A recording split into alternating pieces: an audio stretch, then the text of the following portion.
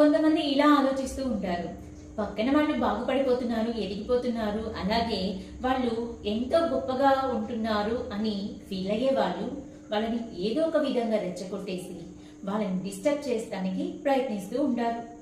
మరి అలా డిస్టర్బ్ చేసిన వాళ్ళ మాటలు వినిపించుకొని మనం కూడా రెచ్చగొడితే రెచ్చిపోయేలాగా ఉన్నాము అంటే ఈ విధంగానే జరుగుతుంది. అదేంటో తెలుసుకోవాలనుందా? అయితే ఈ స్టోరీ వినాల్సిందే. ఒకరోజు ఒక పాము పాకుతూ వెళ్తూ ఉంది. అనుకోకుండా ఒక రంపం మీద నుంచి వెళ్ళిపోతూ ఉంది. అప్పుడు పాముకి రంపం గాయం అనేది చేస్తుంది.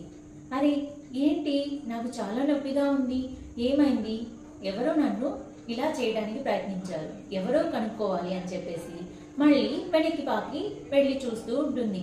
అలా చూడగా అక్కడ ఒక రంపపు ముక్క కనిపిస్తుంది. అప్పుడు పాము దాని దగ్గరికి వెళ్ళి దీని పని ఏంటో తెలుసుకోవాలి, ఇది నన్ను ఎందుకు గాయం చేసింది అని చెప్పేసి పాము రంపపు ముక్కని పళ్ళతో గట్టిగా కొరికింది. అప్పుడు ఆ గట్టిగా ఉన్న ఐరన్తో చేసిన రంపపు ముక్క పాము యొక్క పళ్ళని కూడా ఊడగొట్టేసింది.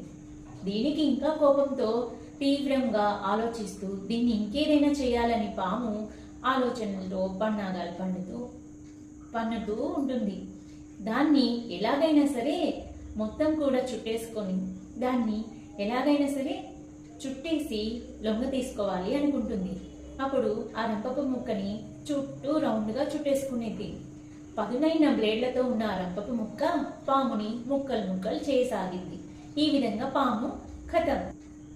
ఈ స్టోరీలో మనకు అర్థమైంది ఏంటి అంటే, ఎవరైనా మనల్ని రెచ్చగొడుతున్నారు అంటే మనం రెచ్చిపోకూడదు. మనం ఒక్క నిమిషం ఆగి ఒక చిన్న స్మైల్ అనేది వాళ్ళ వైపు చూస్తూ ఇచ్చాము అంటే ఎలా అంటే వాళ్ళు లైఫ్లో ఇంకెప్పటికీ కూడా నవ్వకుండా చేసేంతగా వాళ్ళకి బుద్ధి వస్తుంది.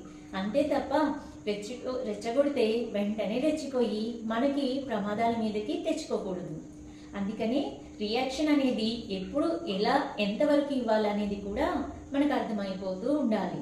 అలా కాకుండా వెంటనే రియాక్షన్ అనేది ఈ పాములాగా ఇచ్చినట్లయితే మన లైఫ్ని మనమే స్పాయిల్ చేసుకున్న వాళ్ళం అవుతాం. మరి ఏమంటారు? మీరు కూడా ఈ పాములాగా ఉండాలి అనుకుంటున్నారా? లేదు, మీ లైఫ్ని ట్రాన్స్ఫర్మేషన్ చేసుకోవడానికి రెడీగా ఉంచుకుంటాము, మైండ్ సెట్ని స్ట్రాంగ్గా ఉంచుకుంటాము.